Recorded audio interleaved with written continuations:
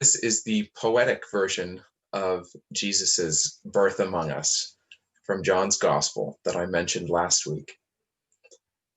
John's poetry speaks of the Word, a similar image to that we tossed around a few weeks ago of the cosmic Christ who gathers all things, encompasses the whole universe. The Word is light. The Word is life. The Word shines in the darkness and cannot be overcome. And then, John wrote, the Word became flesh and lived among us. It's an image of a convergence of all things in Jesus Christ, so that in a particular person, the universal truth of God would be revealed. I would like to call that a miracle. But this happening, this event of Jesus the Christ, also has another name in the church. We could call it a miracle, but there's another name in the church which maybe better evokes the earthiness and the work of seeing the Word made flesh. This term that the church has used is the scandal of particularity.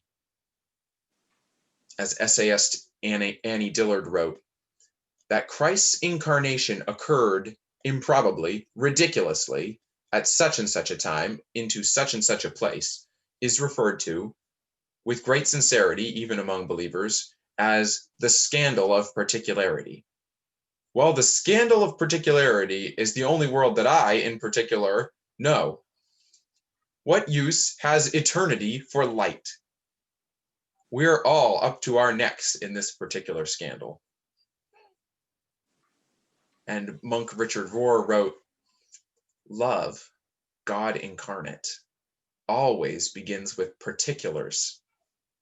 This woman, this dog, this beetle, this Moses, this Virgin Mary, this Jesus of Nazareth.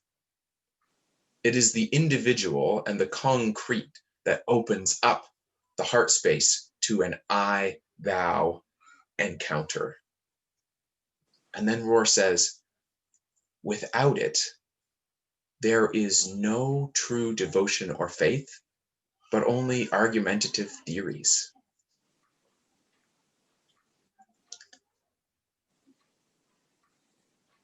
My Uncle Jamie and I, this is one of my lenses on particularity.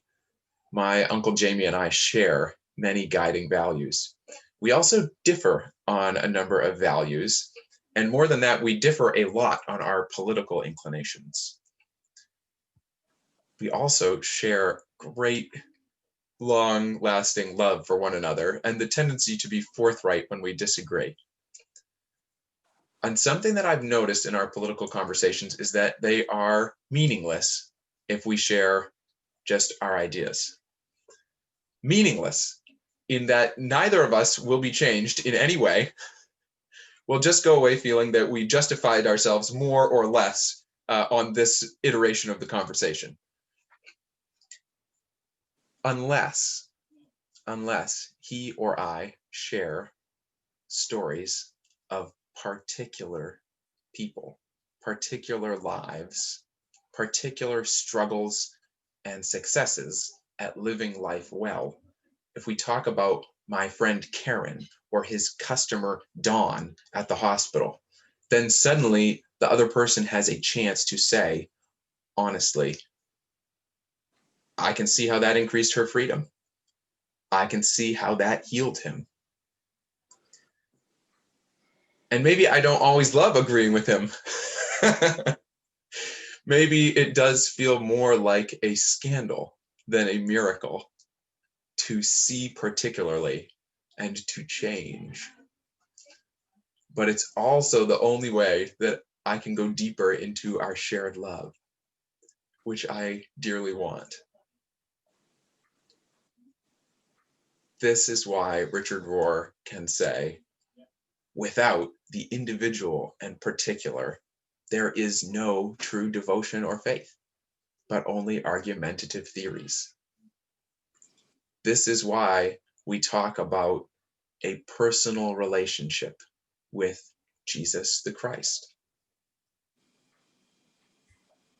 You or I may find our relationship to Jesus to be historical, to be mystical, to be moral or mentorly or friendly.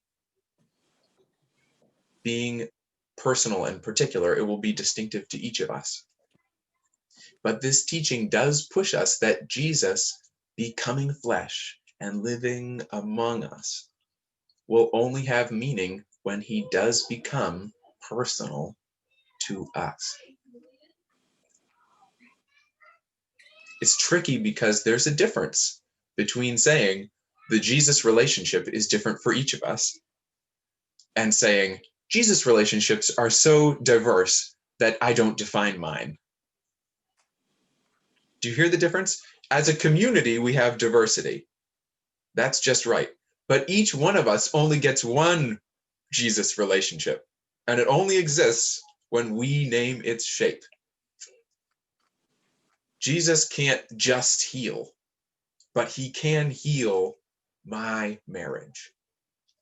He can't just teach, but he can teach me to turn away from my selfishness. Personal, particular, and through that, powerful. So now I'm going to invite you, if you're bold, to close your eyes,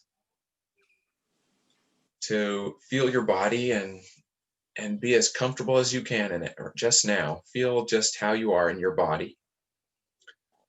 Maybe get seated a little differently if you wish. And now notice your breath. Breathing in, breathing out. Another deep breath. Out.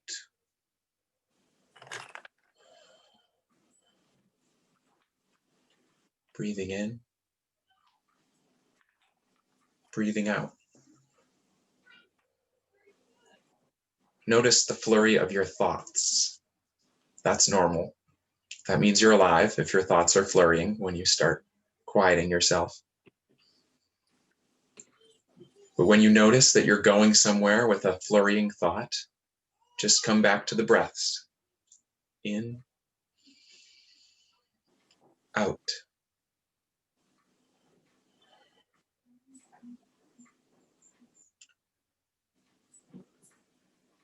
Now, as you continue breathing,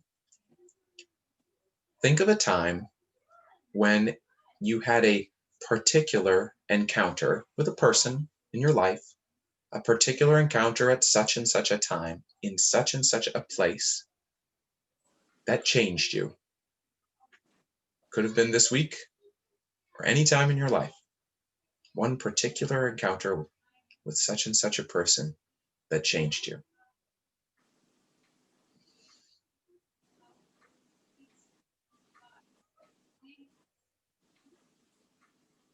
And continue in the breaths.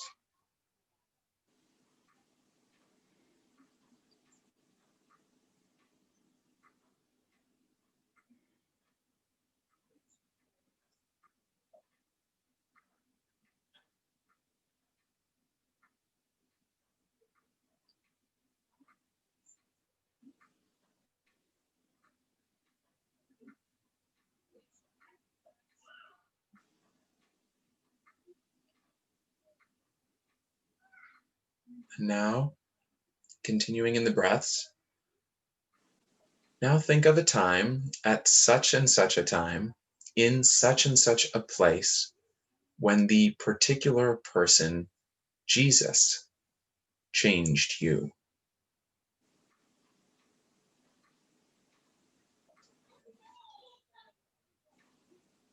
Maybe it was by a particular parable that Jesus shared with you in the scriptures. Maybe it was by a particular healing that Jesus worked. Or maybe by words that he spoke to you in your heart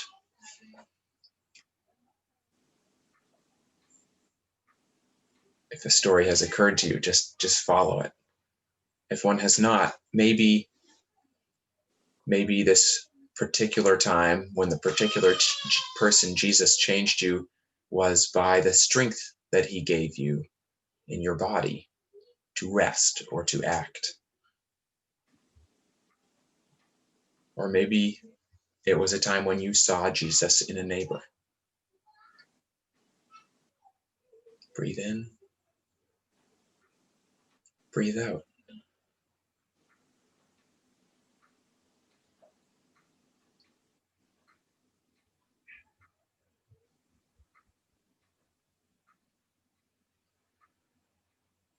Maybe there is not yet a particular time that comes to you. That's okay too. Notice your breaths.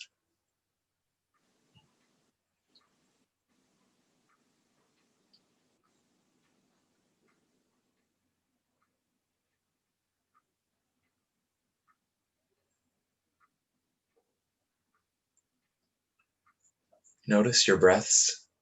Notice the particular moments when you have been changed by a neighbor and by Jesus. Notice because it's Christmas and the Word became flesh and lived among us. And we get to know him here. Alleluia.